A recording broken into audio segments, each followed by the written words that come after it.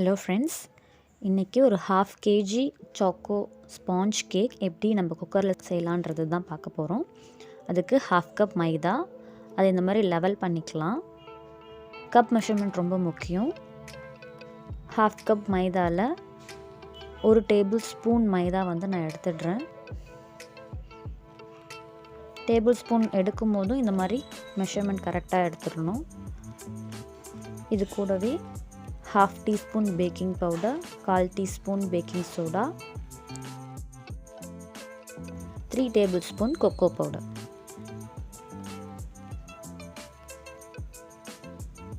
இதெல்லாம் சேர்த்து நல்லா ஜலிச்சு எடுத்துக்கலாம். 2-3 வாட்டி கூட நம்ம நல்லா இதை மிக்ஸ் பண்ணி எடுத்துக்கலாம், ஜலிச்சு கூட எடுத்துக்கலாம். இப்போ ட்ரை இன்க்ரீடியன்ஸ் ரெடி. இப்போ அடுத்து நம்ம வெட் இன்க்ரீடியன்ஸ் ரெடி பண்ணி வச்சுக்கலாம்.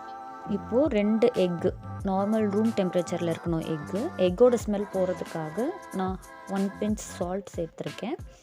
இல்லைன்னா எக் யோக்கையும் எக் ஒயிட்டையும் கூட தனியாக பீட் பண்ணியும் நம்ம சேர்த்துக்கலாம். அப்போவும் நல்லா ஸ்பாஞ்சியாகவும் இருக்கும் நம்மளுக்கு கேக்கு. அண்ட் எக்கும் அந்த எக் ஸ்மெல் இருக்காது.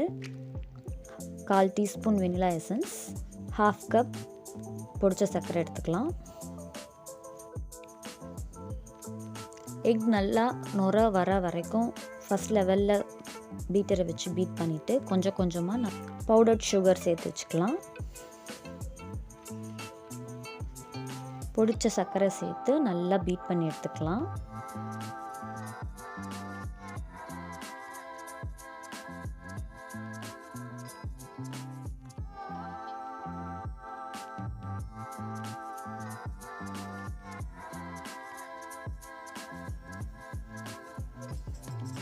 ஒரு 10 to 15 minutes நல்லா பீட் பண்ணணும். பீட்டர் ஃபஸ்ட் லெவல்லேருந்து கொஞ்சம் கொஞ்சமாக இன்க்ரீஸ் பண்ணணும். எடுத்த உடனே லெவல் இன்க்ரீஸ் பண்ணிடக்கூடாது. அப்போ நம்மளுக்கு சர்க்கரை கரையவே கரையாது. பீட்டர் எக்கு மட்டும் நல்லா பீட் ஆகிடும்.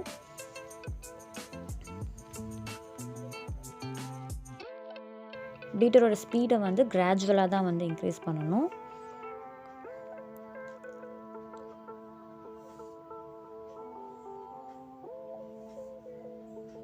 இந்த மாதிரி நல்லா பீட் பண்ணி எடுத்துக்கலாம்.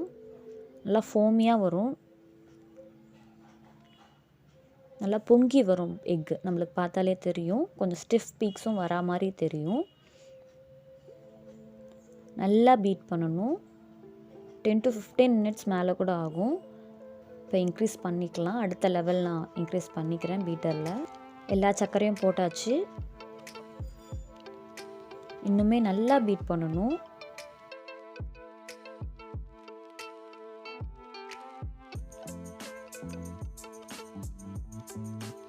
நம்ம இப்போ ரெடி பண்ணி வச்சுருந்த ட்ரை இன்க்ரீடியன்ஸை இதில் சேர்த்துக்கலாம்.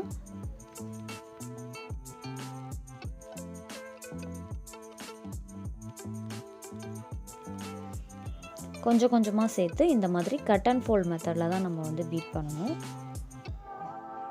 பிகினர்ஸ் இந்த மாதிரி பண்ணால் கேக் நிச்சயமாக ஃபெயில் ஆகாது. அந்த ஸ்பாஞ்சினஸ் அழகாக வரும். 2 டேபிள் ஸ்பூன் பால் எடுத்துக்கலாம். வார்ம் மில்க் எடுத்தால் இன்னும் நல்லது. சாக்லேட்டோட ஃப்ளேவர் இன்னும் நல்லா கிடைக்கும். இந்த சாக்லேட்னால் நான் சொல்கிறது கொக்கோ பவுடர், இன்னும் கொஞ்சம் டார்க்காக கிடைக்கும். நல்லா பீட் பண்ணி எடுத்துக்கலாம். டைரெக்டாக விஸ்க்லேயும் பண்ணலாம், இல்லை இந்த மாதிரி கட் அண்ட் ஃபோல்ட் மெத்தடில் பண்ணாலும் okay. Cut and fold method safer side. நிச்சயமாக கேக் ஃபெயில் ஆகாது.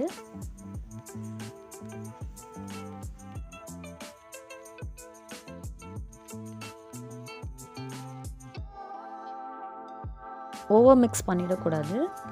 இது கூடவே 2 டேபிள் ஸ்பூன் ஆயில் சேர்த்துக்கலாம்.